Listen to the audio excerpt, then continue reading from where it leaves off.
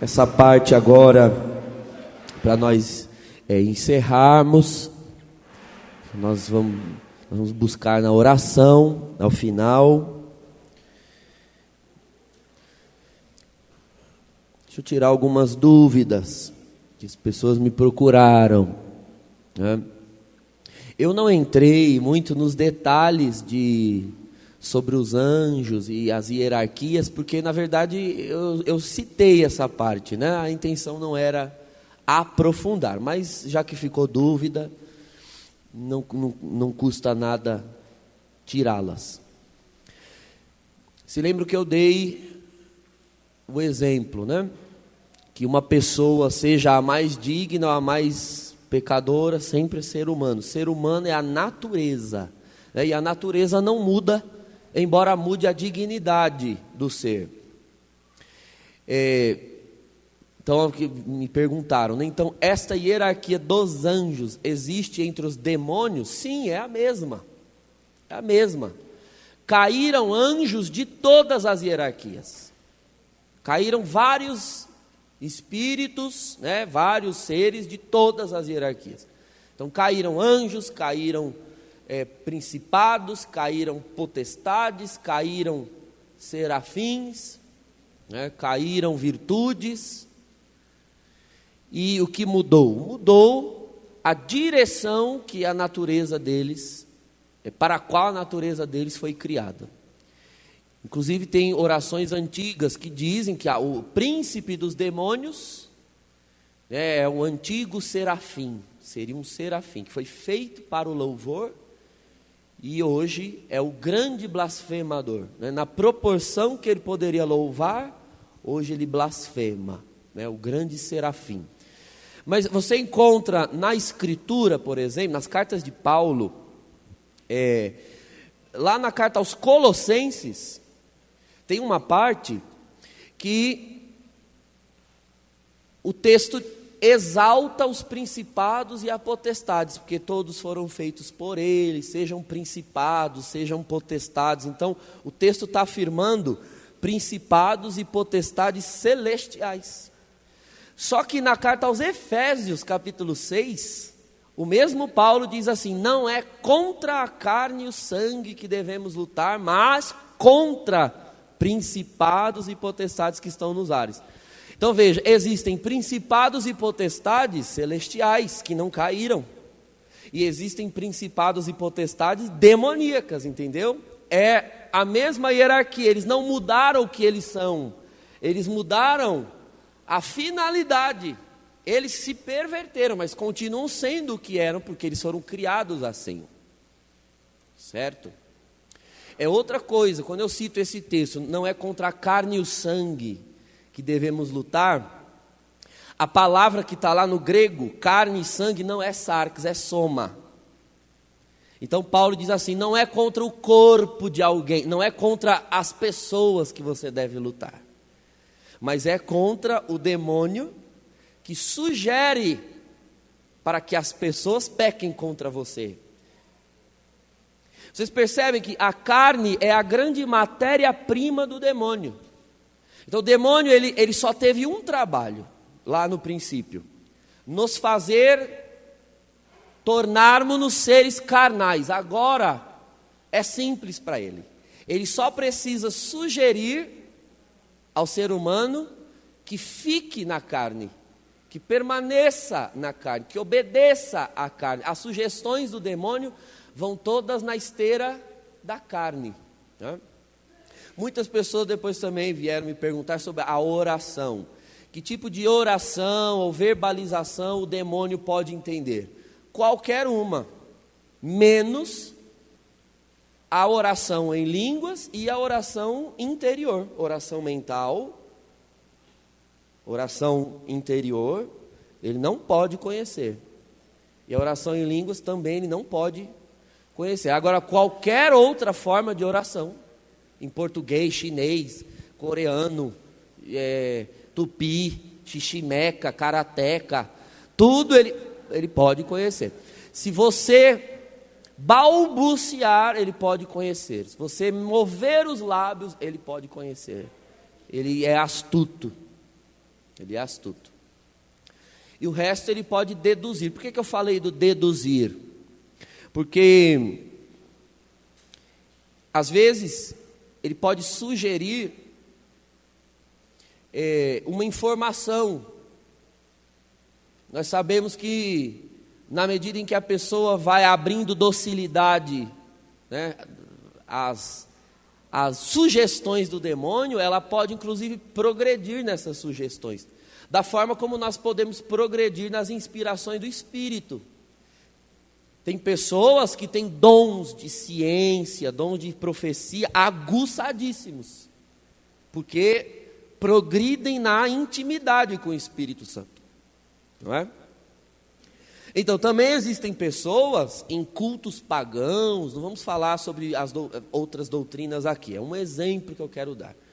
Mas num culto pagão, né, num espiritismo, na umbanda, na mesa branca, nós sabemos que os demônios podem se travestir de qualquer coisa ou pessoa. Isso está na Escritura. 2 Coríntios 2, versículo 11, diz lá que ele pode se travestir até de anjo de luz. E existem vários relatos na tradição da igreja de aparições de Nossa Senhora, de aparições do próprio Jesus, que na verdade eram o demônio, disfarçado de Jesus e de Maria, né? Como na vida de Santa Gema Galgani, São João Maria Vianney, Santa Margarida Maria, e tantos outros santos tiveram supostas visitas de Deus, de Jesus ou de Maria, e quando foram ver, por algum critério de discernimento, era o demônio, né? Então eles podem se disfarçar, quanto mais se fazer passar por alguém que morreu. Simples, muito simples. Então a pessoa vai no espiritismo, e aí os espíritos sugerem àqueles médiuns, aquelas pessoas, informações que só a pessoa que morreu sabia. Ué, mas e os demônios não viram? Quando ela era viva, o que ela fazia, o que ela dizia? Os demônios podem dar essa informação. Ou então, a pessoa vai lá na mesa mediúnica e aí dizem: olha, esses dias você estava se sentindo assim, assim, você estava com pensamentos de suicídio, e a pessoa diz: nossa, mas eu não falei isso para ninguém, eu nem falei, era uma coisa que estava só aqui. Então, mas você não expressou esses sentimentos, né, na sua fisionomia, no seu modo de estar, você estava cabisbaixo. O diabo pode especular, o diabo pode deduzir o que se passa na sua mente, o que se passa dentro de você, pela sua aparência, pelos seus... Você não falou nada, mas foi na cozinha, abriu uma gaveta, viu umas facas, aí olhou para a faca, aí pôs. Aí você não falou nada, mas o diabo viu o que ela está fazendo com essa faca na mão. Aí ele com certeza ainda foi lá, e sugerir: vai, mete a faca na goela, passa a faca na goela.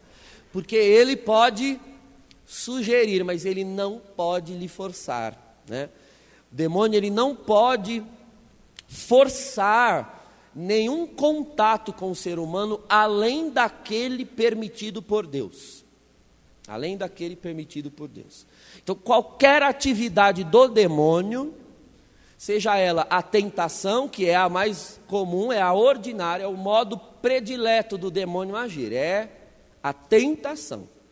Porque nos tentando, ele nos leva ao pecado, e com o pecado ele nos põe na mesma condição que ele, de uma pessoa, né, fechada para Deus, de alguém que não quer ser por ele e para o Senhor, né, nos torna semelhantes a ele.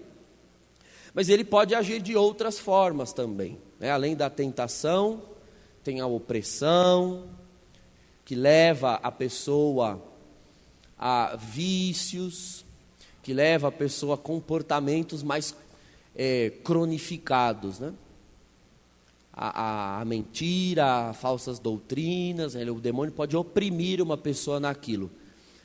um lugar onde é muito comum manifestações demoníacas, eu já tive bastante trabalho nesses lugares, é clínica de recuperação de dependentes. Ali você começa a orar. Então, o que levou a pessoa ao vício químico? Ela já tinha uma propensão carnal. Você vê lá nas obras da carne, uma delas está lá, bebedeira. Já existe uma propensão carnal. E o diabo sabe que alguns têm mais e outros menos propensão. Agora, o que ele faz? Ele sugere: caia, vai. Afoga as mágoas aí, se enfia dentro do copo, se afoga dentro do copo. E vai uma vez, e vai outra, e a pessoa fica escrava. E o demônio vê que o trabalho está bem feito. Um dia, a pessoa descobre que ela está se destruindo, e ela quer ajuda. E começa a ser ajudada. Se o diabo percebe que ela está num processo de libertação cada vez mais crescente, se Deus permitir, se houver uma permissão de Deus, o diabo pode oprimir a pessoa naquele vício. É mais do que tentar, é oprimir. Então, ela começa a se tratar e as tentações parecem se tornar até materializadas. Ela ouve, audivelmente uma voz, oferecendo a bebida. Já atendi casos de pessoas que a bebida apareceu assim, dentro da clínica, porque não tem essas coisas lá. Pois o diabo levou uma garrafa de pinga dentro do quarto da pessoa e pôs na frente dela. Como aquilo foi parar lá? É uma opressão demoníaca. O demônio está oprimindo a pessoa. Você vai orar, cai endemoniada, coisas assim. Então isso é uma opressão. O demônio não quer que ela se liberte. Só que a pessoa, ela não perde a consciência, né? O demônio está enchendo o saco, né? Está enchendo o saco. É opressão. Existe a obsessão, que o sintoma é muito parecido com a opressão. O que muda é o estado da pessoa. Opressão sofre quem está no pecado ou saindo dele. No caso dos vícios que eu falei, uma pessoa que ela se enfiou ali, entendeu? Ela se enfiou na opressão. Ou casos de libertação de espiritismo, de umbanda, etc. Então, a pessoa foi lá, ela foi caçar. Então o diabo que está ali é um chiclete no sapato dela, mas quem pisou foi ela. Então agora tem que pagar o preço, né? Tem que pagar o preço espiritual para se libertar. Isso é opressão. Agora, a obsessão são atividades muito parecidas com a opressão, porém, elas acontecem pela razão exatamente oposta, por causa do nível de busca e intimidade com Deus daquela pessoa. A pessoa fecha as brechas e ela vai fechando tanto que o diabo a ataca de outras formas. Os exemplos mais evidentes são da vida de alguns santos, né? O Padre Pio, que apanhava, né, fisicamente do demônio.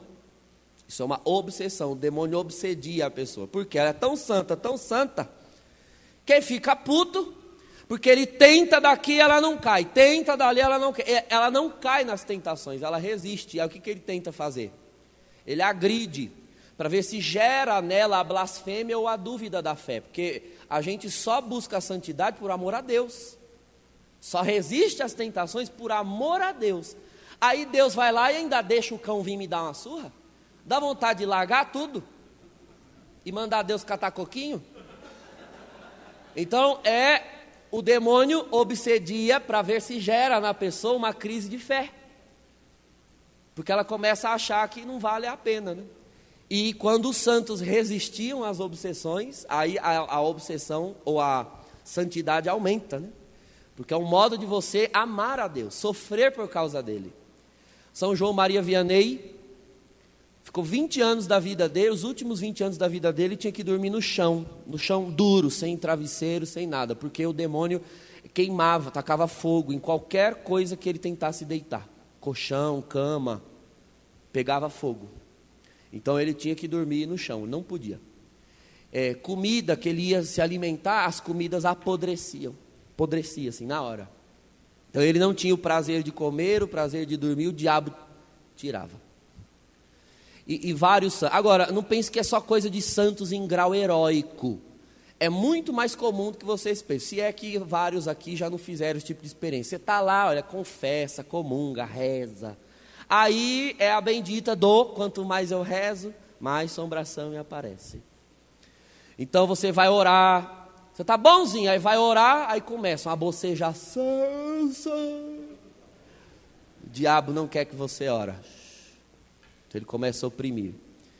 Ou coisas assim, eu atendo pessoas que às vezes sofrem obsessões severas, ficam doentes, de cama, vai no médico, não tem nada, não tem nenhuma causa espiritual, a pessoa cai doente, enferma, obsessão, o demônio deixa ela daquele jeito, aí ela fica doente, dando glória a Deus e aleluia, aí que o cão fica puto, né? Porque a obsessão, ele tenta fazer aquilo e não consegue.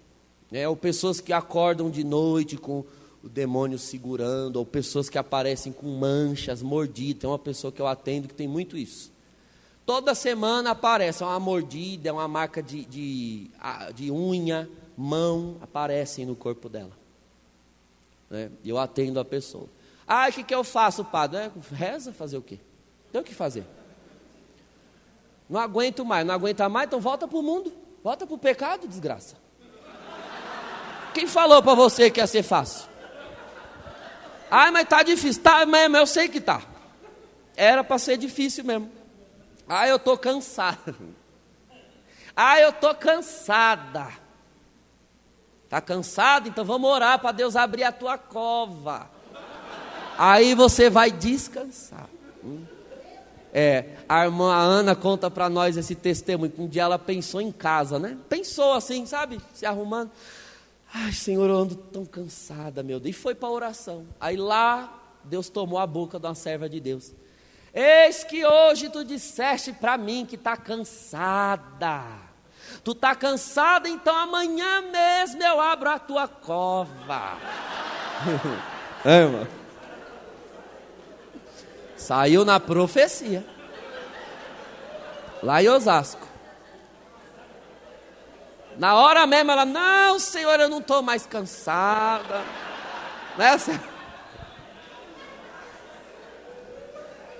Glória a Deus. Agora, Deus teve essa piedade com ela de falar, né? Tete a tete. Tem muita gente dizendo que está cansada e só falta Deus pegar. Tem negócio de estar cansado, não. Vai até o fim. Está estreito, vai estreito até o fim. Agora veja, irmãos.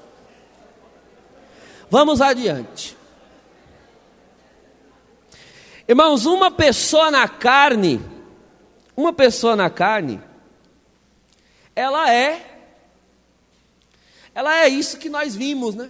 Os exemplos que eu fui dando. Nós vimos lá a lista, a rixa, a discórdia. Por que isso é obra da carne? Porque se eu acho que eu me basto, se eu não vivo por ele e para ele, estou pouco me lixando para o que ele acha, para o que ele quer, para o que ele pensa. Então, se eu me basto, então o que eu sei é que é bom. O que eu acho é o que é certo. O que eu gosto é o que é bom. Isso é a pessoa carnal. Agora, uma pessoa na carne já é uma desgraça. Agora, irmãos, eu quero que você imagine. Uma pessoa carnal encontra outra pessoa carnal, que encontra mais outra pessoa carnal. E elas todas começam, elas são carnais, elas têm desejos carnais, elas querem viver em discórdia, em rixa, em idolatria, em impureza. O ser humano, ele possui uma espécie de cooperação, de solidariedade para pecar, para fazer o mal, para fazer o que é carnal, nós temos uma tendência de nos unir para que a desgraça fique mais desgraçada. É o que São João, no seu evangelho, chama de mundo. O mundo de que diz a palavra não é esse mundo ali fora criado por Deus. Esse aqui foi Deus que fez. Esse é bom. Ele criou, olhou e viu que era bom o mundo. As florestas, as águas, os animais, isso aí não é esse mundo. O mundo que a Escritura diz é o estilo de vida criado pelos homens carnais. A humanidade criou um modo de viver, um estilo de vida, uma mentalidade inspirada onde? Na carne.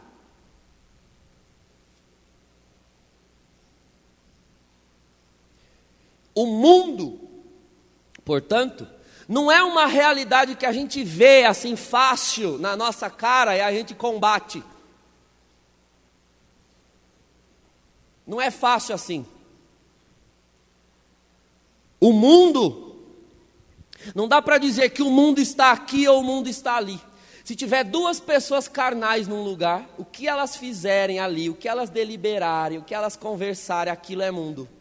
Aquilo é mundo purinho, purinho. Então é só você fazer o cálculo. Uma pessoa carnal pode ser invejosa. Agora, dois invejosos no mesmo lugar, competição. Competição. Porque eu não fico feliz com o teu progresso, você não fica feliz com o meu. E nós começamos a competir. Veja, no mundo é assim, no ambiente de trabalho, etc. O problema é que o Senhor nos chama para sair da carne, mas a carne não sai de nós, até o fim da vida. Aí dentro da igreja, entre os cristãos, nós vamos ter que combater a carne. Então, nós começamos a servir a Deus. Aí Deus abençoa o irmão com um dom. O irmão tem o dom de cantar divinamente bem. Deus deu a ele esse dom. Não, eu não fico feliz que o irmão sabe cantar. Eu quero cantar também. Aí eu canto nem em Fá e nem em Sol, eu canto em Fol. Canto em remédio, totalmente fora. Não tenho dom, Deus não deu, não tem voz para isso. Não, mas eu quero muito, eu gosto muito. Não interessa o que você quer. É triste isso. Puxa, o irmão quer cantar, mas Deus chamou ele para cantar? Olha a voz, que é a voz de caipora. A prova de que Deus não chamou é que nem voz Deus deu. Mas não aceita. Não aceita, quer porque não sabe a diferença entre vocação e admiração. Vê o dom no outro, ao invés de admirar e se alegrar, porque eu tenho um irmão, porque eu tenho uma irmã, que o Senhor deu uma voz para cantar para nós. Não, eu quero estar no lugar do outro. Aí sobe, aí canta mal, péssimo, desafinado, destrói a comunhão de todo mundo e vai alguém falar. Ou a pessoa vê o outro que prega bem, e aí percebe que ela prega bem, aí no final todo mundo vem dar um tapinha nas costas. Olha, irmão, que bênção, que unção, que irmão abençoado. Aí vê que as pessoas elogiam, ela quer ser elogiada. Olha a carne, ela também quer ser elogiada, ela quer pregar. Ela não está nem preocupada se ela tem o dom, se Deus chamou, se ela tem vocação para aquilo, e se realmente é um desejo do coração de não, ela quer para se aparecer. Carne purinha. Muito cuidado, irmãos, muito cuidado. A gente sabe que está na carne quando a gente pega o pecado do outro, o erro do outro e transforma em bandeira de luta contra o irmão. Infelizmente, a gente, para ser carnal dentro da igreja, com isso, a gente é expert. Então a gente fica sabendo do pecado de um irmão,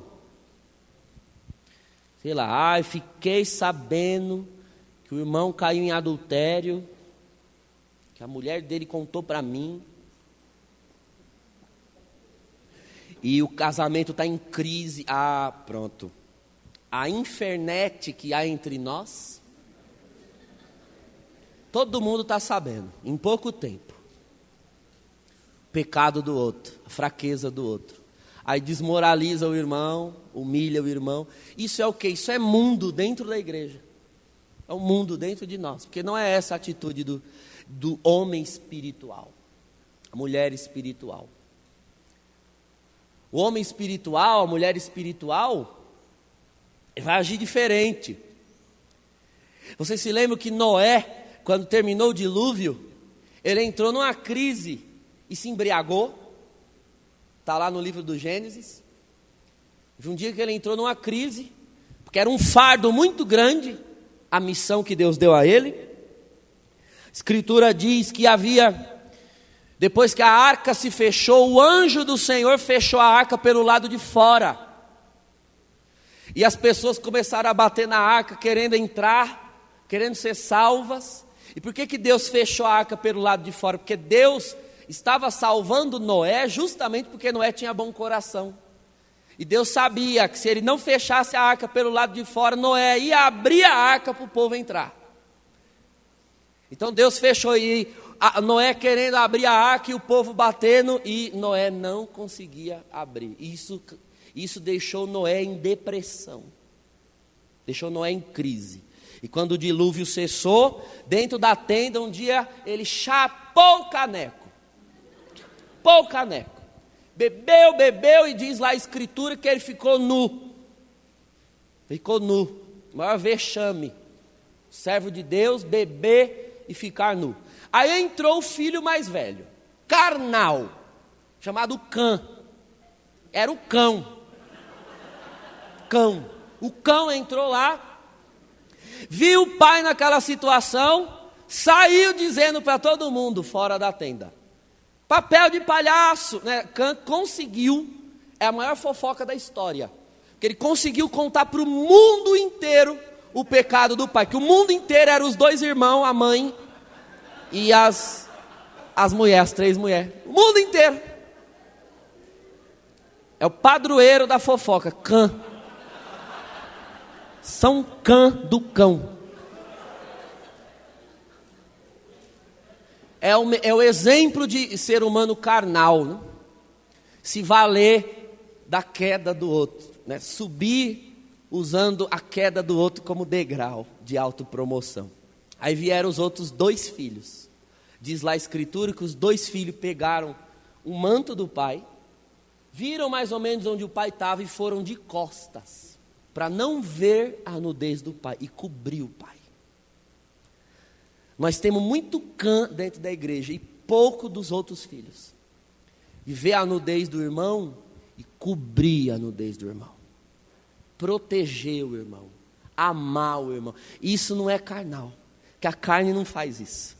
A carne aplaude, incentiva e propaga a carnalidade do outro. Só o Espírito traz um manto para cobrir a nudez do outro. Agora, irmãos, um homem carnal e outro, 2 invejosos, vão gerar competição. Que um homem seja ambicioso, tudo bem, e 2 ambiciosos vão criar um sistema de consumo, de materialismo, de amor às coisas, aos bens. Então veja o que é o mundo.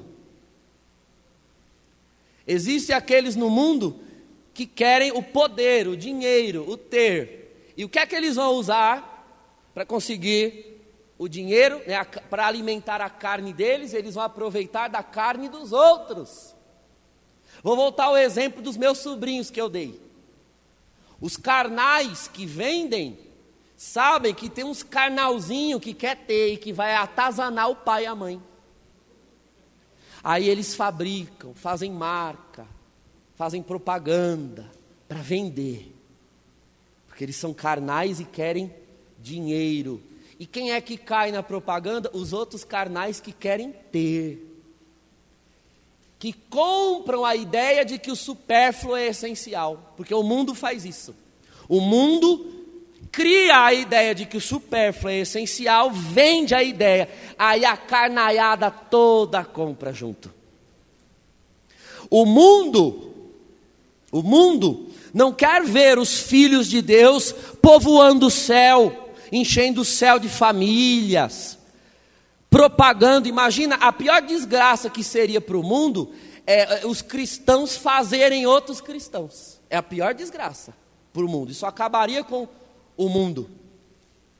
Agora, a melhor maneira que Deus inventou para os cristãos fazerem novos cristãos se chama família. Você quer fazer um cristão? Não é só evangelizar, fazer retiro, pregar a palavra, não. Casa e faz menino. Bota os meninos no mundo, é um cristão. Mas não, o mundo criou uma ideia de que ter muito filho é tontice, é burrice, é loucura. Não, porque hoje o mundo é muito perigoso. Hoje a vida é muito complicada. A vida sempre foi complicada. Sempre foi. Minha avó teve 15 filhos. Aí eles vão dizer assim, não, mas naquela época era diferente. Era mesmo. Não tinha Bolsa Família, hoje tem. Não tinha as oportunidades de emprego que tem hoje, porque hoje tem muita. Não tinha hospital, num raio de quilômetros, hoje tem. Ah, mas não funciona. Bom, é melhor um que não funciona do que não ter nenhum. E nenhum morreu. Tem certeza que a vida hoje é mais difícil para ter filhos do que ontem? Eu tenho sérias dúvidas. Hoje seria mais fácil, mas o mundo, as pessoas carnais, né, querem que você se baste. E ser pai e ser mãe, quem é pai, sabe que é uma ótima escola para não se bastar. Porque você tem que sair de si para amar o outro. Então, quanto menos filho tiver, mais carnal você fica. Mais egoísta você fica. Quanto mais filho tem, mais se desinstalar você precisa. Mas, não, né? Na igreja, tem quem olhe com olho torto os casais que querem ser espirituais. Lá na paróquia tem uma irmã que vai ter agora o quinto filho. Todo mundo na igreja fica olhando assim. Povo doido. Esse povo não tem televisão em casa. Não tem o que fazer, povo louco. Fica botando filho do mundo. Olha, botar filho do mundo como uma desgraça. Uma obra de Deus. O mundo criou. E a prova, aí você tem que olhar para si e ver até em quais níveis o mundo está dentro de você. Quanto mais conformado com a forma como o mundo pensa, mais o mundo está dentro de você. O comprar, o ter, o prosperar, tudo isso é fruto da ambição carnal. Uma pessoa em luxúria é uma coisa. Agora, quando junta 2, 3, aí vão surgir os prostíbulos, aí vai surgir a pornografia. Percebe como surge todo um mercado, um estilo de vida, baladas, casas noturnas, boates. Isso, olha, movimenta milhões, bilhões, mundo afora. Se alimentando de quê? Da carne, da carnalidade do ser humano. Percebem como o mundo é maior do que eu e você. Nós não temos outra opção frente ao mundo senão fugir. E o refúgio dos cristãos frente ao mundo é a igreja. E quando Deus nos dá a graça, de estarmos em meio aos que estão no mundo, porque veja, o mundo não é um lugar geográfico, é isso que eu quero que você entenda. Quando eu digo temos que fugir do mundo, eu vou me trancar dentro de casa. Não, se lá dentro da sua casa tem você, teu marido e teu filho, ponto, dá para criar um mundinho lá dentro. Porque vocês todos são carnais, se não vigiar. Então o mundo vai aonde tiver gente. Fugir do mundo, que eu digo, é fugir do estilo de vida que o mundo leva. E não se conformar com ele. A palavra diz em João 15 que o mundo nos odeia. João capítulo 15, o mundo vos odeia. O mundo não gosta de vocês. Por quê? Porque nós, os cristãos, lembramos ao mundo coisas que o mundo não quer saber. O mundo não quer lembrar. Então, quando eu olho aquela família, aquele casal, com muitas dificuldades financeiras, e está lá, o bucho dela é enorme. 5º filho, vai chegar.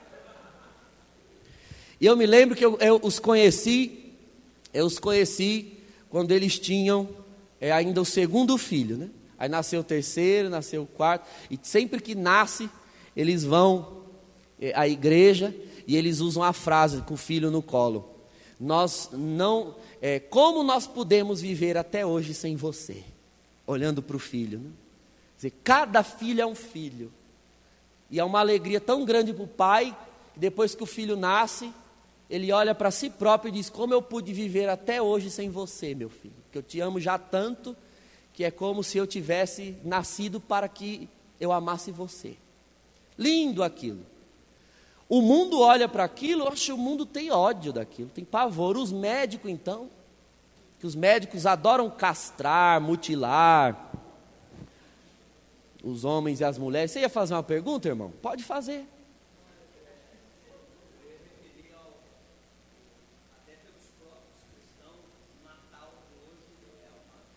Sim, não, você deu um bom exemplo. O mundo, irmãos, o mundo.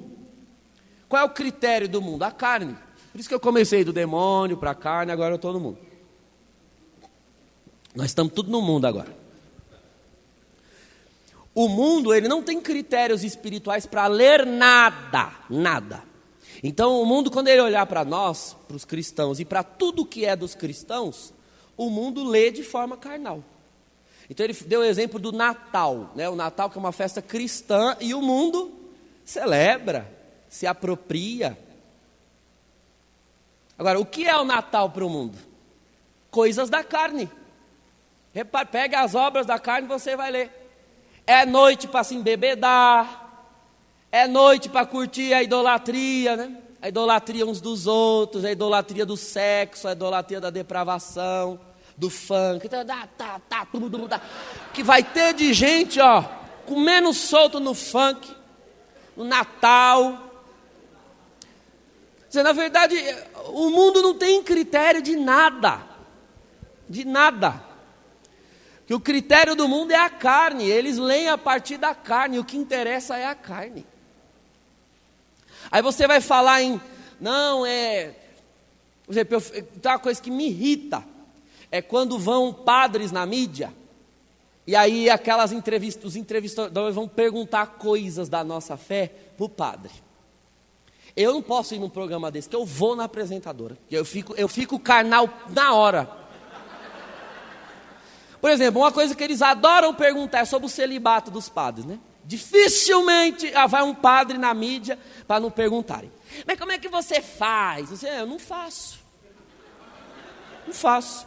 Mas como onde já se viu? Como onde já se viu é que você não sabe o que é amor. Você é do mundo, você é pagã, filha. Você é carnal. O mundo criou uma mentalidade, filha, que diz assim, não há felicidade fora do tesão.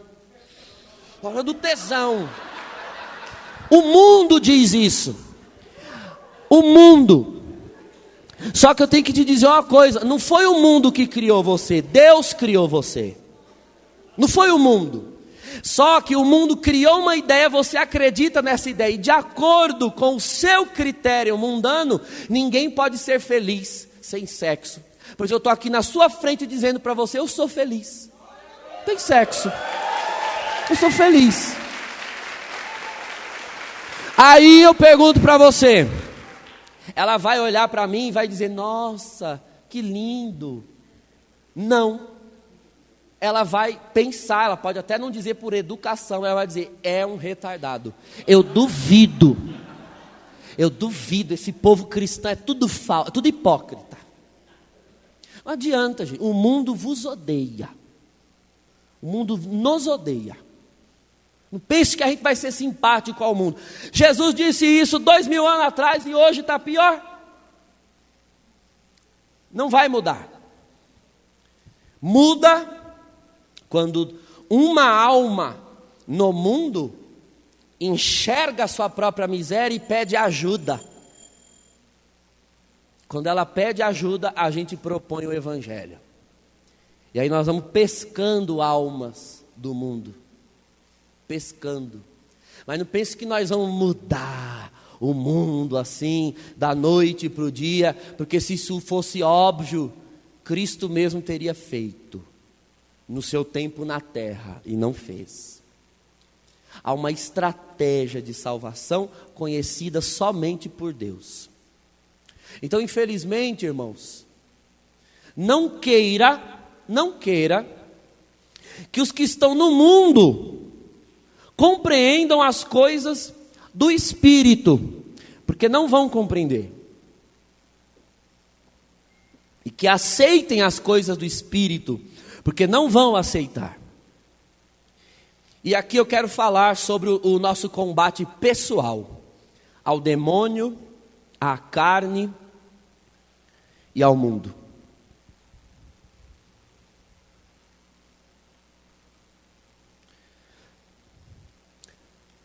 O Senhor, na carta aos Gálatas, no capítulo 2, Ele diz assim que agora nós temos uma nova lei, e a lei se chama Espírito Santo.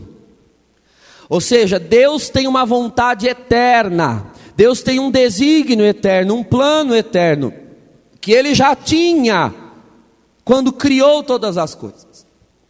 Mas nós nos desviamos desse plano, e agora diz a carta aos Hebreus que Cristo veio ao mundo para recuperar o que era seu. O que era seu. Vamos voltar lá na primeira palestra que eu dei. Volta, filho. Lá no comecinho, eu dizia assim, que o pai olhou para o filho, lembra a historinha que eu inventei? O pai olhou para o filho e disse: eu amo você, meu filho, eu quero lhe dar um presente. Eu olhando para o filho, todo inspirado no amor pelo filho, criou você, criou a mim, certo? E nós fomos dados ao filho, nós somos presentes de Deus para o Filho eterno. Só que aí o Filho eterno, um dia num outro papo, que a Trindade estava tendo lá, o filho olhou para o pai e disse: pai, olha o que aconteceu com o que o Senhor me deu. Olha para eles lá, tudo se engolindo, se pegando, se acabando. Aí o pai diz: pois é, e eu fiz para você e dei para você. E aí o filho diz: então eu vou descer para consertar, porque é meu. E vários, a maioria, todos foram roubados, o diabo fazendo a festa, porque o diabo os fez se tornarem carnais e fica prendendo eles na carne. Eu vou descer lá. Filho, mas o diabo odeia você. Se você descer lá, ele vai fazer de tudo para te aniquilar. E o filho diz: não, está lá na carta aos Hebreus, no capítulo 11, capítulo 5 ao capítulo 11. E o filho disse: tu não quiseste, Senhor, sacrifícios nem holocaustos, mas me destes um corpo. Ou seja, o filho que não cabe em lugar nenhum, quis caber no ventre de uma mulher, coube, se fez um homem como nós. Tamanho o amor de Deus por nós, Ele não só nos amou, mas Ele quis ser um de nós. São Gregório Nazianzeno, um dos padres da igreja, dizia: o amor de Deus pela humanidade é tanto que, na medida em que a história ia passando, Deus ia se inclinando para ver o homem de perto. E quando surgiu a Virgem Maria na terra, que era o ser humano mais puro, ele, de tanto se inclinar, ele se jogou, ele caiu. tanto se inclinar, puf, ele caiu e se jogou dentro dela. Porque a pureza da Virgem atraiu o Filho de Deus para a terra. E ele se fez um. Aí o diabo foi para cima. Foi para cima. E ele com o pai dizendo, não tem problema, deixa vir. Vem em mim. E o diabo lá, você vai fazer. Você se lembra do filme Paixão de Cristo, né? O preço é alto. Por causa deles. Eles merecem. E o filho não respondia. Claro, ele não tinha que responder. Mas eu imagino o filho pensando assim, não interessa, podem estar estragados, podem ser o que for, eles são meus. Eles foram feitos por mim, em mim e para mim, e eu vou tomar de volta o que é meu. Nós somos dele, fomos feitos para ele. E aí o diabo joga Jesus no único lugar onde o diabo não podia jogar, porque aí que era a derrota dele mesmo, jogou Jesus na morte. O que acontece, irmão, se você acende uma luz no escuro? O escuro se esvai, não tem mais escuro, é incompatível. Muito bem, então o que acontece se você coloca vida dentro da morte? A morte acaba. O diabo trouxe a vida para dentro da morte. Porque Jesus é a vida.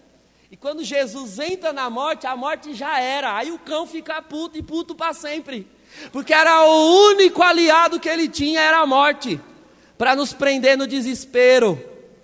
E diz lá a homilia do sábado santo que o Senhor desceu, bateu na porta do inferno, o cão foi abrir. E era um leão de Judá. Dizendo, cadê a chave desse daqui que eu vou levar todo mundo embora? Eu falei, não. Tem chave não. Tem chave não. Estou vendo aqui uma fechadura com duas travinhas assim.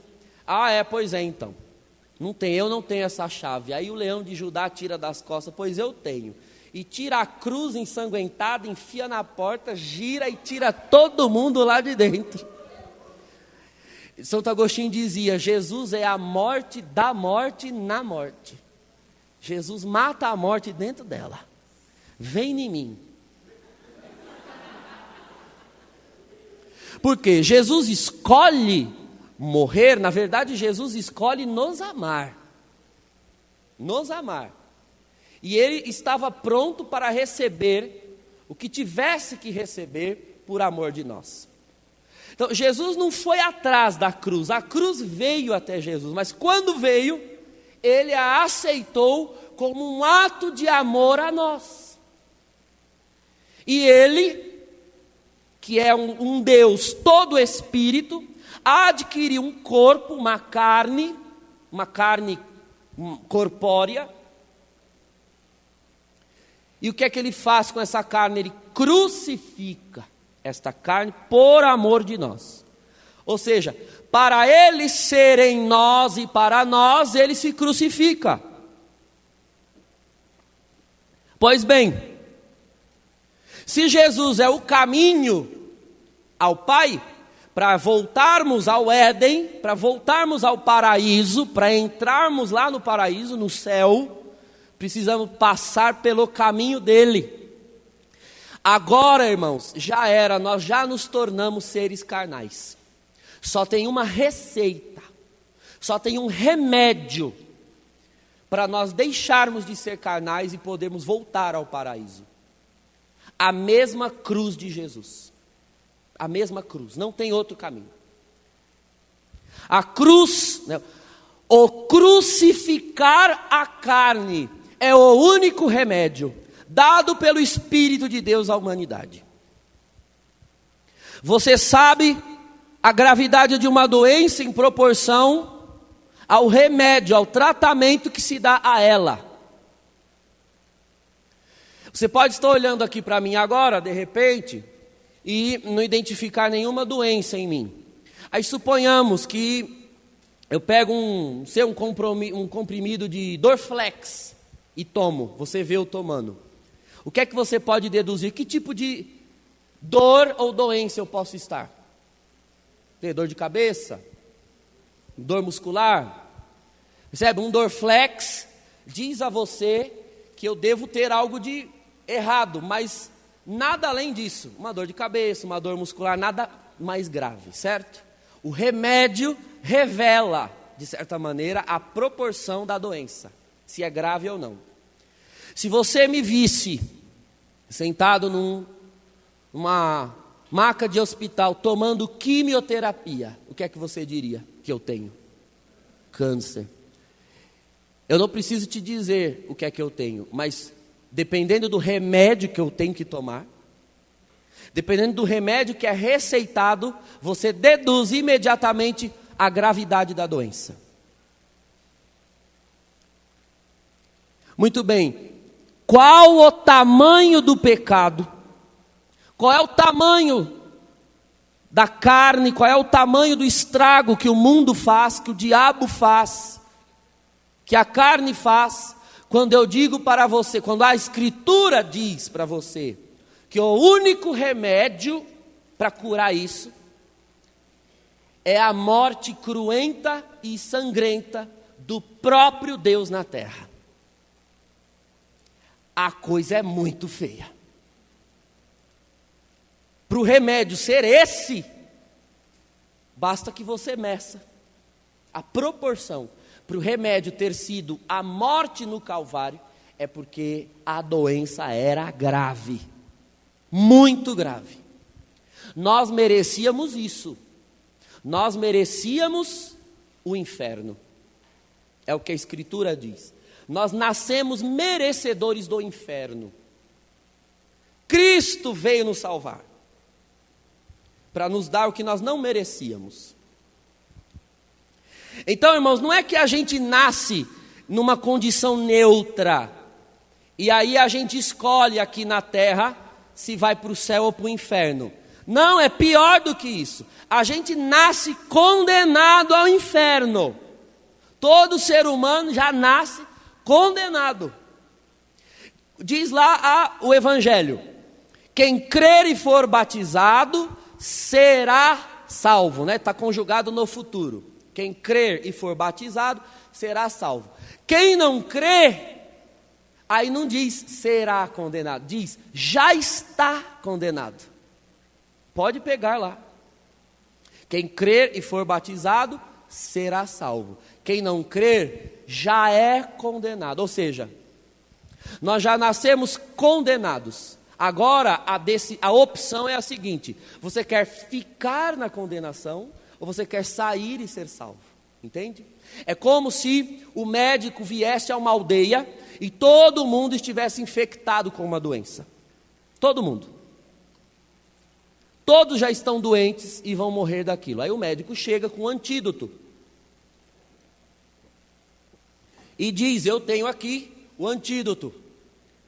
Os que quiserem ficar curados da doença, venham, bebam e não morrerão. Essas são as pessoas que têm que vir. Elas vêm e vão bebendo. Agora, se alguém disser: eu não acredito que esse antídoto aí funciona não. Eu acho que isso aí não é antídoto não, isso aí deve ser veneno. Eu não vou beber. E aí a pessoa morre da doença que ela estava infectada. Aí a família põe a culpa em quem? No médico, que não deu antídoto para ela. A culpa não é no médico. O médico trouxe o antídoto, a culpa é dela que não quis beber. É a mesma coisa, irmãos. Nós já nos tornamos carnais, declinados, decaídos. A nossa natureza humana já foi destruída. Nós já nascemos em pecado original, em culpa original. Quem estiver no pecado e estragar a sua vida inteira com o pecado, não me venha pôr a culpa em Deus não. Porque Ele trouxe o remédio, não bebeu porque não quis. Agora, nós que bebermos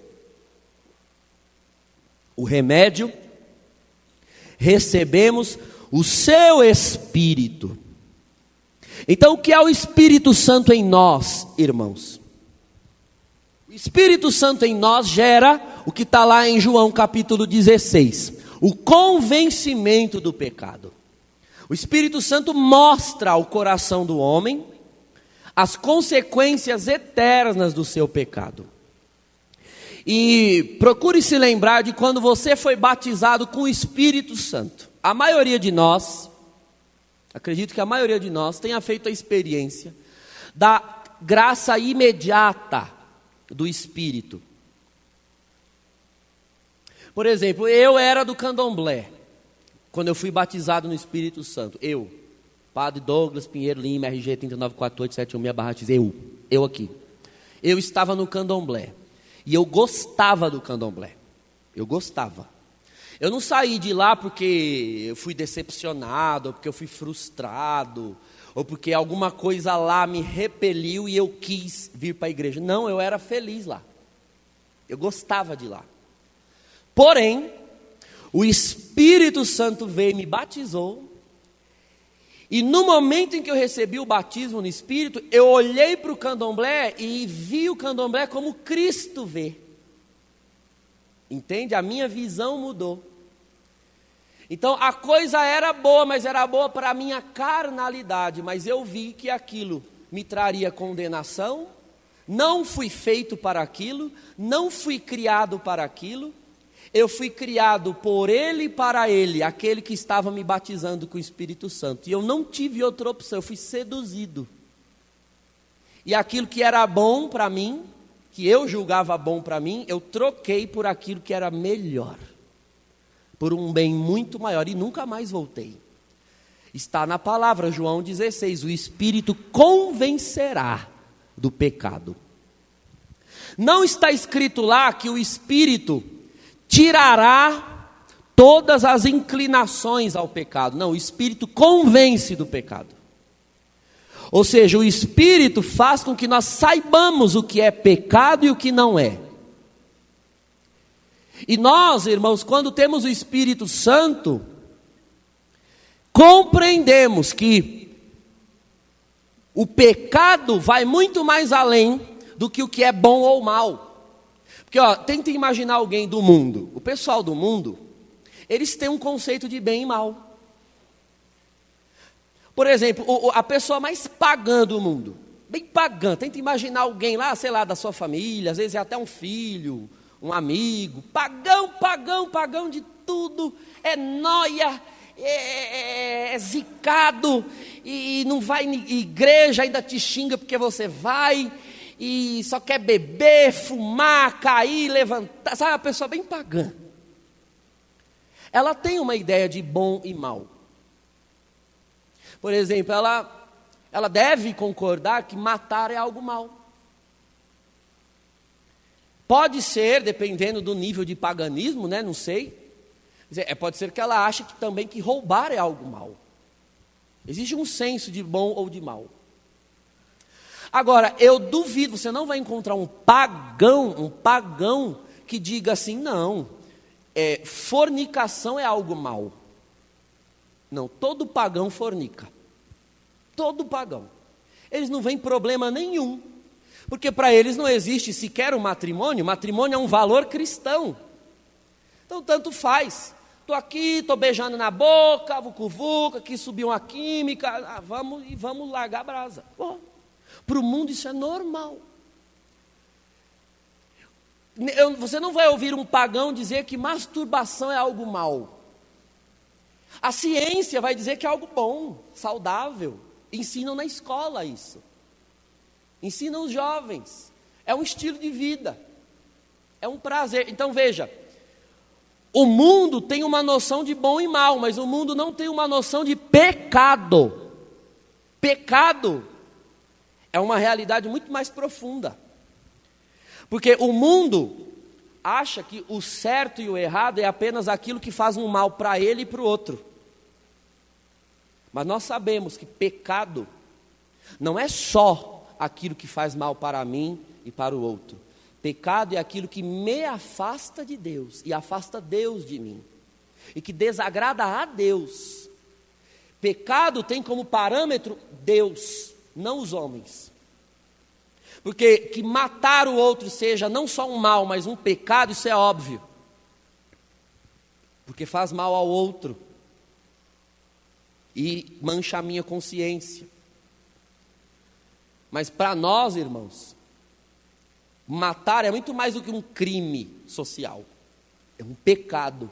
Porque me afasta de Deus se eu mato o outro. A questão em jogo aqui é Deus. Se eu fui feito nele, por ele e para ele, os meus atos são maus ou bons em relação a ele. Por que que não ir à missa ao domingo é um pecado? Você acha que o mundo está preocupado em ir na missa no domingo? Eles não têm nenhuma noção de pecado de missa dominical, eles não têm. Agora eu pergunto, se você sabe que você foi feito nele, por ele e para ele, e ele próprio instituiu o dia para o encontro com a tua alma, o dia para falar com a tua alma, o dia para alimentar a tua alma na mesa do Senhor. Aí você não vai, porque você não quer, porque você não quis, você preferiu trocar por algum outro prazer, carne. O meu passeio, o meu lazer, eu estava com preguiça, eu estava com sono, a carne. O que a carne pede, você dá e não foi até o Senhor. Por que é pecado? Porque você se roubou dele, porque você não é seu. Eu não sou meu, você não se pertence, eu não me pertenço, você pertence a ele. E se ele marcou dia, marcou hora para te ver, você não vai, você se roubou. É um pecado contra a virtude da justiça. Porque justiça é dar a cada um o que é devido. Você dá a semana inteira o que é de César, e na hora de dar a Deus o que é de Deus, você não dá. E o que é de Deus? Você é de Deus. A tua alma é de Deus, o teu corpo é de Deus, o teu sangue, a tua alma, o teu coração é de Deus. E a mesa está lá posta, você não vai. Rejeitou o Senhor. Só um cristão consegue entender isso. Onde está a matéria de pecado e onde está a matéria grave de pecado. Porque é pecado grave não ir à missa ao domingo ou em dias santos. Agora, alguns acham que é pecado por quê? Porque é um mandamento e eu desobedeci, só. Irmãos, esse regime da lei, da norma não funciona. Se você não entender o pecado como um afastamento de Deus e apenas como transgressão de regrinha, de norma, e não põe vida daquilo, não funciona. Então a primeira coisa, receber o Espírito Santo para o convencimento do pecado. Uma vez sabendo o que é pecado e o que não é, eu preciso iniciar um processo de ascese. Ascese, quem foi escrever essa palavra? A-S-C-E-S-E. Ascese, de ascensão, de subir. Ascese.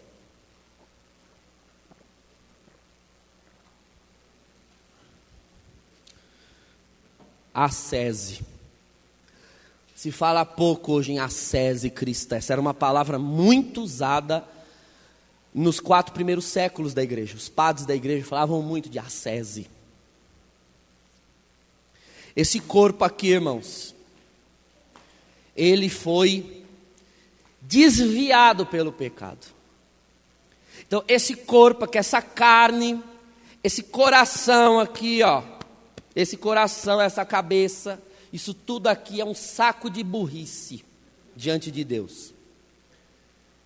Nós, seres humanos, não nos bastamos. Para nós sabermos mesmo o que nos fará felizes, para nós sabermos mesmo o que nos trará a paz, é preciso sermos guiados, porque nós não temos condição de nos guiar.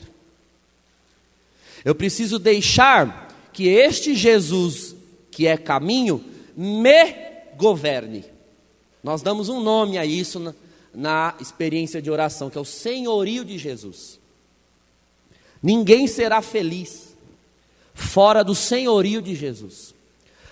O que significa aceitar Jesus como Senhor? Significa restituir a criatura ao Criador. Significa eu assumir o seguinte: eu fui feito nele, por ele, para ele. Eu estava fora dele até agora, mas agora eu o conheço, ele se revelou a mim, e a partir de agora eu quero devolver a ele a minha vida, porque a minha vida foi feita para ele.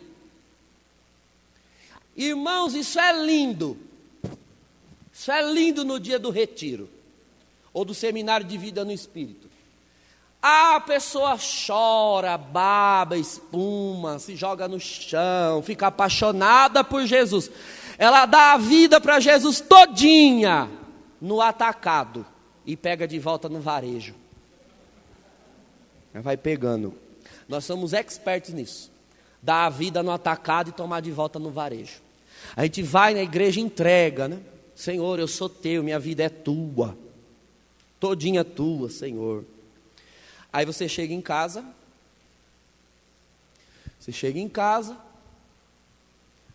Aí descobre que vai ter que trabalhar amanhã. Lembra que vai ter que trabalhar amanhã, né?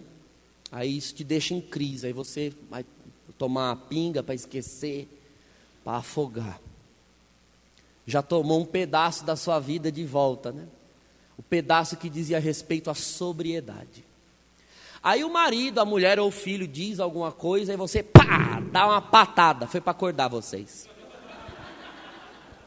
Aí você já dá uma patada. Tomou de volta a parte da vida que você disse que era dele.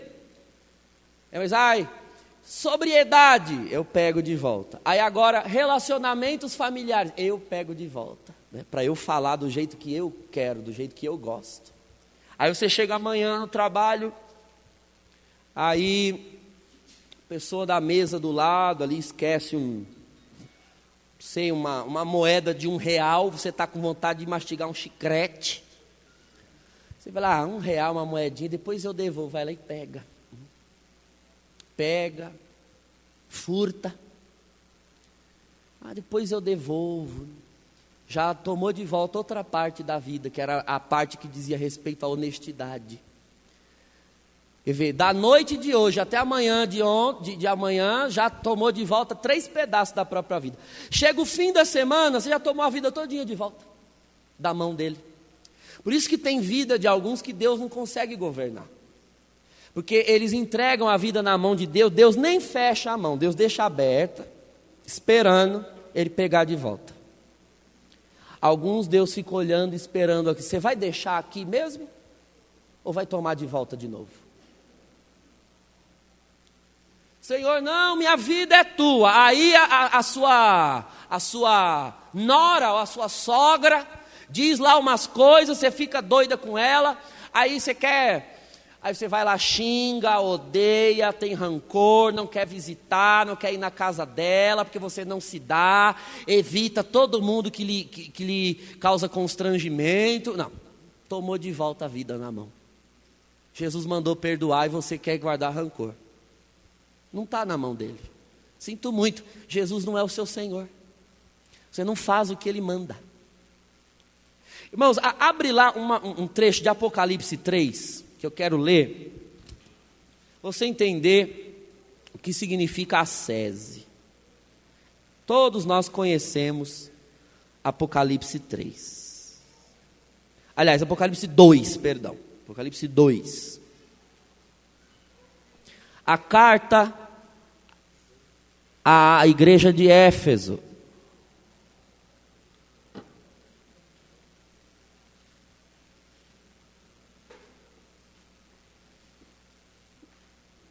Apocalipse 2. Diz assim no versículo 4 em diante: mas tenho contra ti que arrefeceste o teu primeiro amor. Lembra-te, pois, de onde caíste, arrepende-te e retorna às tuas primeiras obras. Presta atenção nisso aqui. A comunidade esfriou no amor, né? No primeiro amor. E aí qual é a ordem que o Espírito Santo dá para a igreja? Retorna às primeiras obras. Mas não era no amor, não era para o primeiro amor que eles tinham que voltar? Por que é que Deus está mandando voltar às obras? Porque existem convicções interiores que precisam ser colocadas de fora para dentro, não de dentro para fora. Então, por exemplo, vou dar exemplos. Tem gente que diz assim: eu não vou à missa todo domingo, porque eu acho que a gente tem que ir quando a gente sente no coração. Então, quando eu sentir no coração, eu vou. Olha, esse negócio de sentir no coração, isso é problema cardiológico, não é vida cristã.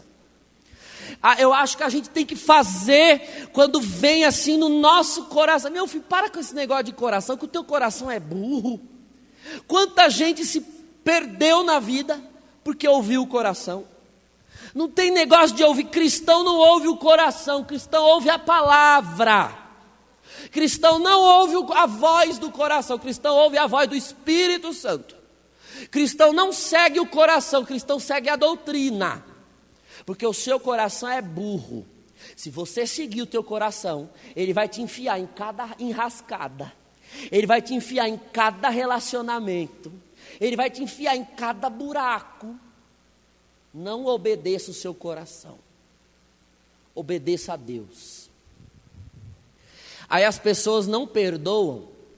Ela diz assim, não, eu quero perdoar fulano. Deus sabe, eu estou esperando, né, eu senti no coração, quando Deus fizer uma obra, e o perdão brotar de dentro para fora, eu perdoo.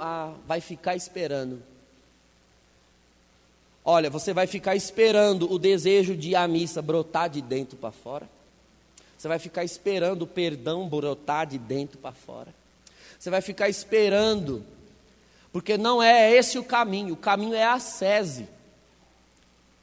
A comunidade de Éfeso perdeu o primeiro amor. E o que é que Deus diz para ela?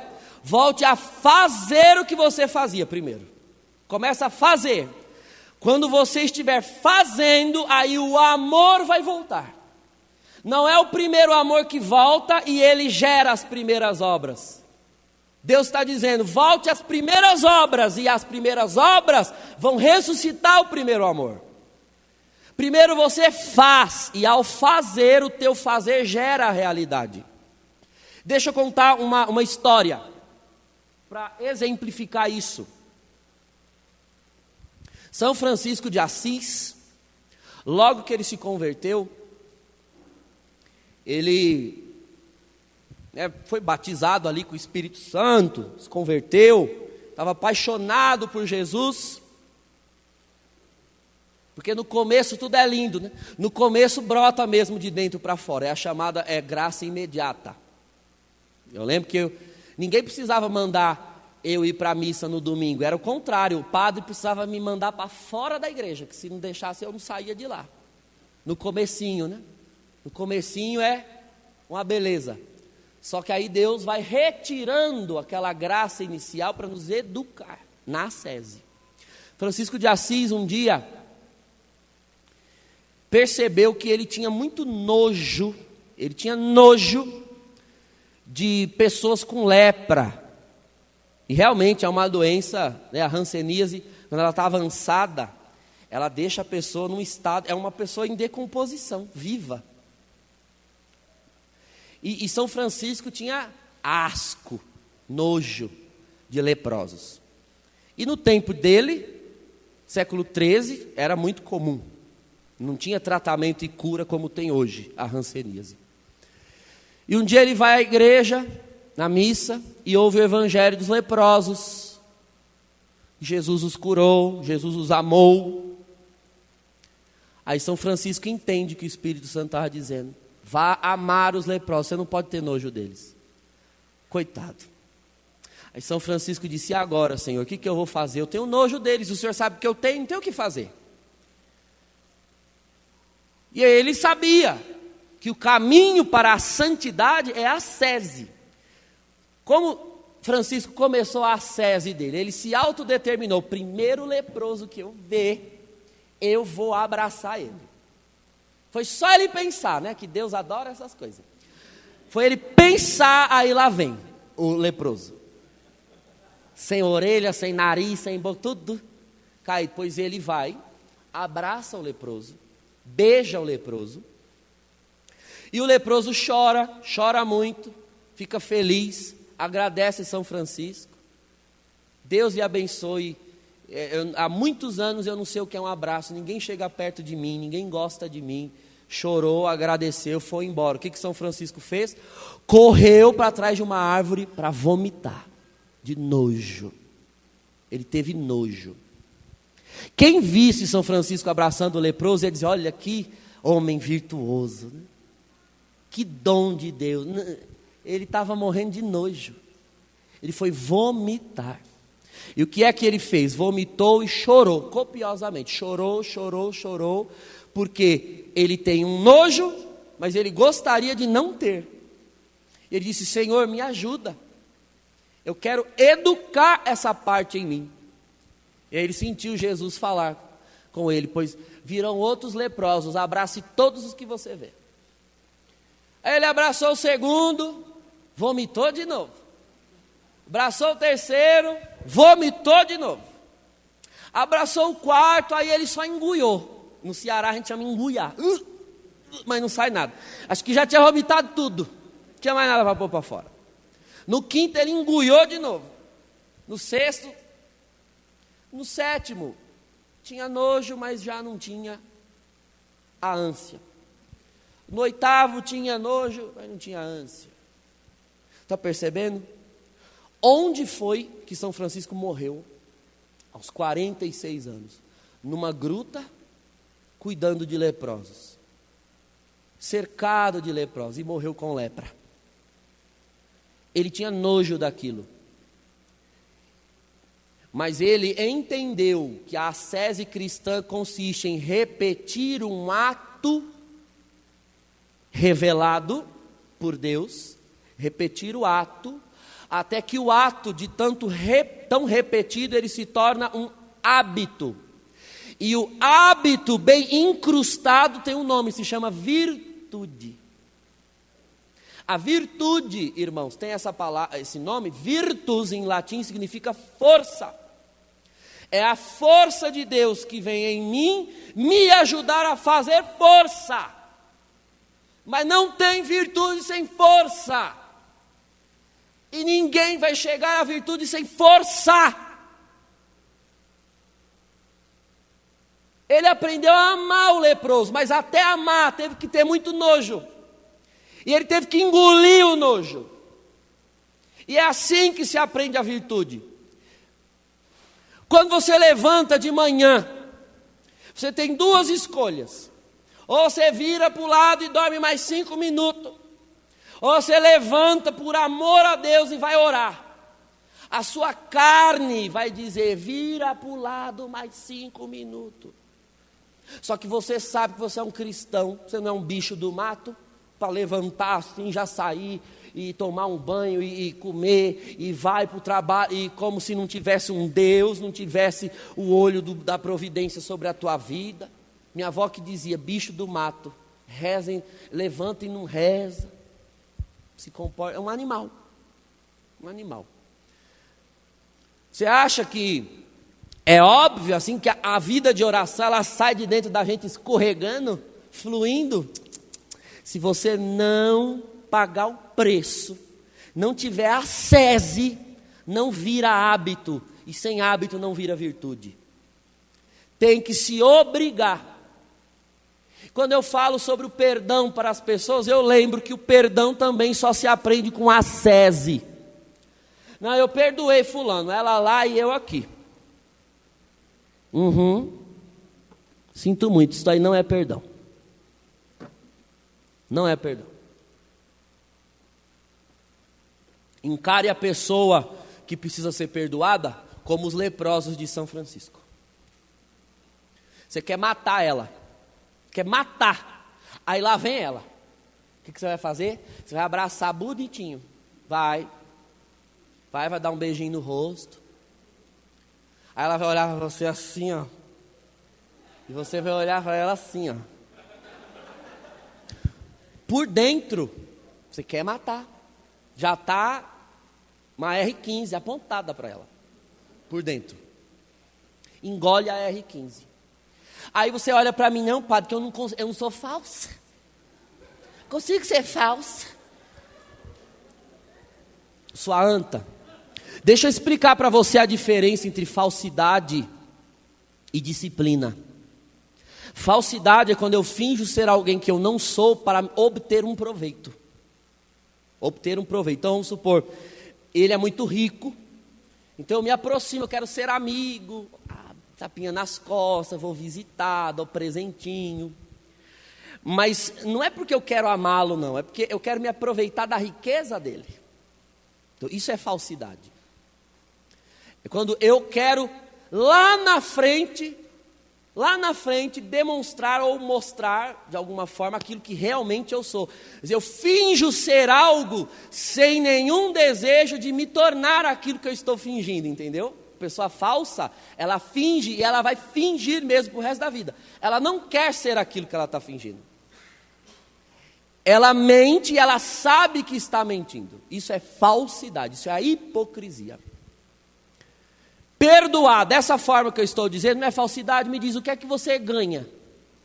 Que proveito você ganha, material, carnal, mundano, agindo dessa forma com quem te ofendeu? Nenhum. Você não está sendo falso, você está se obrigando a ser o que você quer ser, mas não consegue. Eu quero ser. Se você quer mesmo, então você vai se obrigar. Hoje você vai abraçar a pessoa querendo matar, amanhã também, depois de amanhã também. Na outra semana, você já não vai mais querer matar, você vai querer socar só. E na outra semana também, já não vai mais querer socar, você só vai querer dar um tapa na cara dela. E vai insistindo. Você vai ver que vai ter o dia que se ela cair na sarjeta, você é capaz de tirar ela de lá. Porque você aprendeu a amar Jesus através dela. Jesus. Por causa de Jesus. Isso, irmãos, é viver no Espírito. Não porque o Espírito me leva como que uma chave automatizada às virtudes. Não, o Espírito revela ao meu coração o que é certo, o que é reto, o que é santo, o que agrada a Deus. O Espírito me lembra o que agrada a Deus. E eu opto por fazer o que agrada a Deus, ainda que me desagrade. E na maioria das vezes me desagrada. E o que é que eu faço com o meu próprio desagrado? Eu me lembro que eu estou me crucificando por amor a Cristo, que se crucificou por amor a mim. Eu estou respondendo o amor, Ele merece. E quando alguém me ofende injustamente, e eu fico de boca calada, porque a palavra diz que bem-aventurados os mansos, porque eles vão possuir a terra. Eu me calo. Eu me calo por quê? Porque é fácil me calar, porque eu gosto de me calar? Não, porque é santo se calar. E eu passo por cima da minha vontade de vomitar um monte de verdades por amor a Cristo, que me justifica.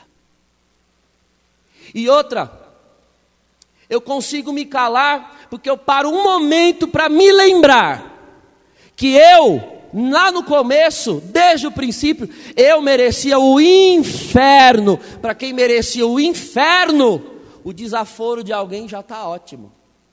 Está de bom tamanho. Eu merecia coisa pior. Agora um cristão dizia, eu não merecia isso. Por que comigo é? Por que não por que não você? Por que não? Você não merecia mesmo? Tem certeza? Eu mereço. Tudo que há de ruim no mundo eu mereceria. Eu mereceria. Porque eu sou pecador. Porque eu mereço ser punido, eu mereço ser castigado. E, no entanto, Ele me amou, me salvou, me regenerou. Eu agradeço a Deus quando Ele me dá a oportunidade de sofrer uma parcela daquilo que deveria ser o sofrimento total. De tudo que eu deveria sofrer. Sofrer por amor a Cristo, irmãos. Isso ninguém quer. Sabe o que a gente quer? A gente quer ser salvo, mas não quer ser santo. Há diferença muito grande entre ser salvo e ser santo. Ser salvo é ser perdoado. É ser perdoado.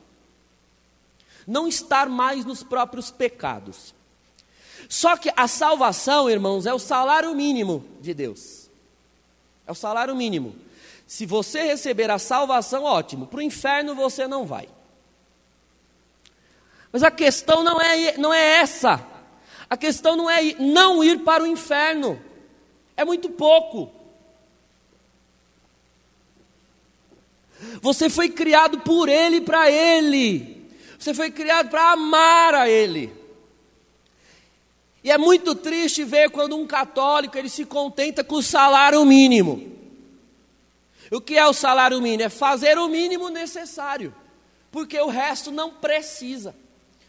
Então, quantas vezes eu preciso de ir na missa aí? Lê aí. Aqui diz que é uma vez na semana. Tá bom, vou uma vez na semana, tá bom. Ótimo, não vou mais não. A pessoa vai uma vez na semana porque tem que ir. Quantas vezes eu preciso de me confessar? Uma vez no ano. Tá, então eu vou confessar uma vez no ano, tá ótimo. Tá ótimo.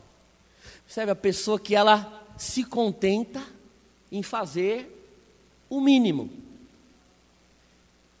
Se contenta em não ser ruim. Eu não sou ruim, já está bom. É uma pena que você ache que já está bom não ser uma má pessoa. Não, você não foi chamado para apenas deixar de ser ruim. Você foi chamado para ser santo.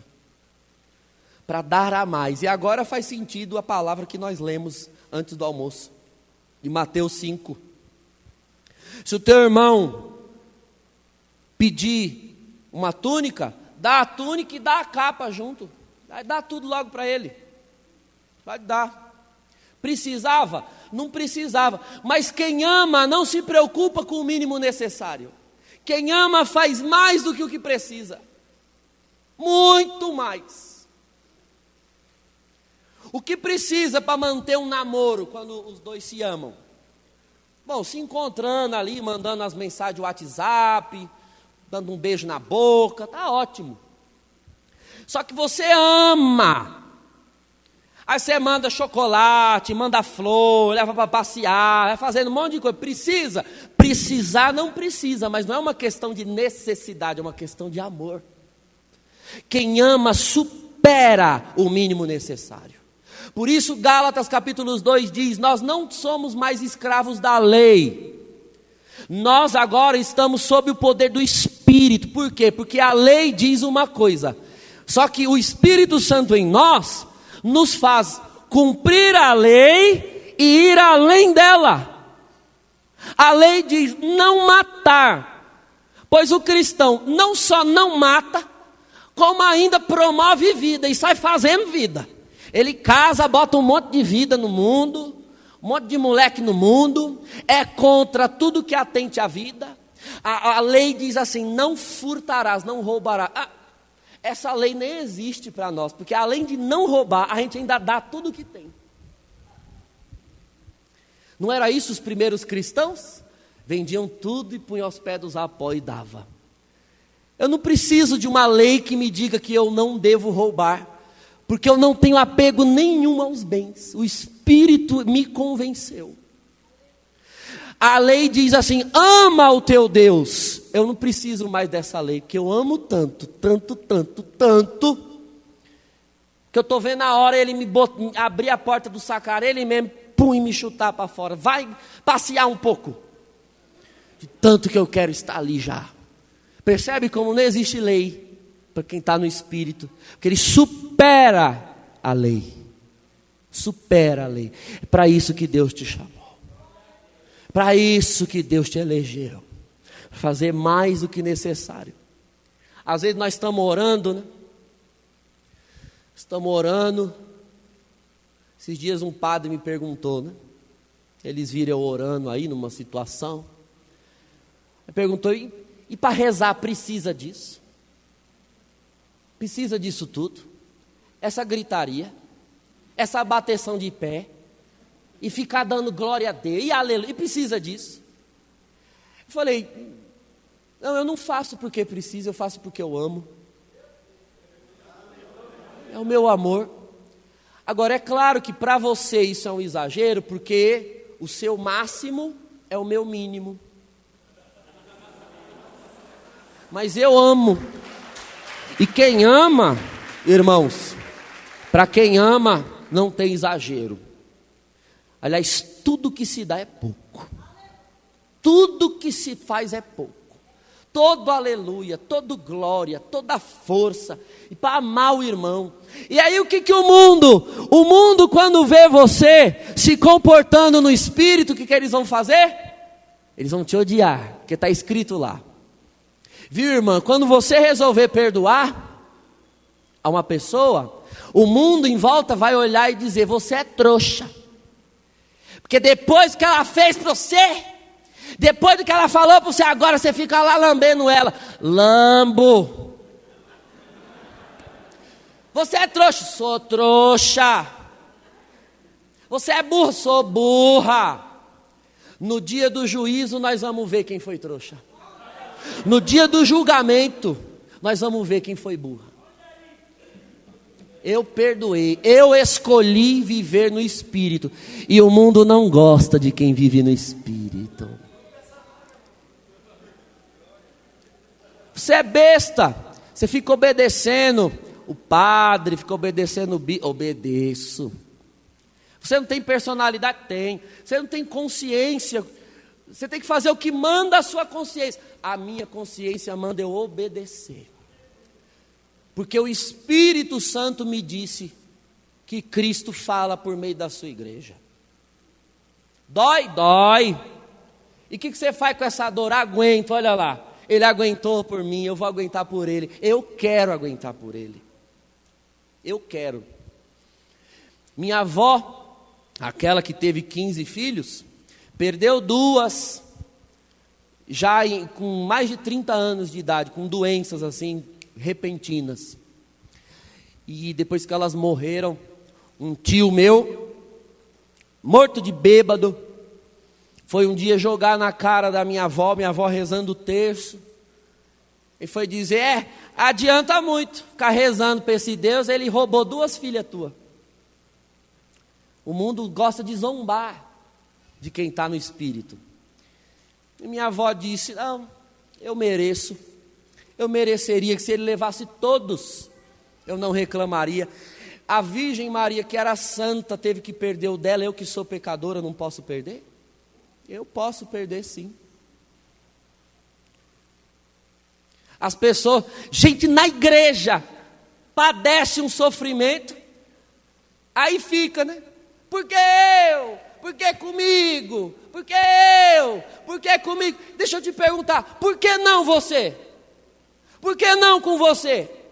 Você é melhor? Você é um anjo? É com você sim. Vai padecer, vai sofrer, vai para a cruz. E se você souber ir para a cruz, você vai ressuscitar, vai subir ao céu, vai ser glorificado. É com você sim. Isso é ser santo.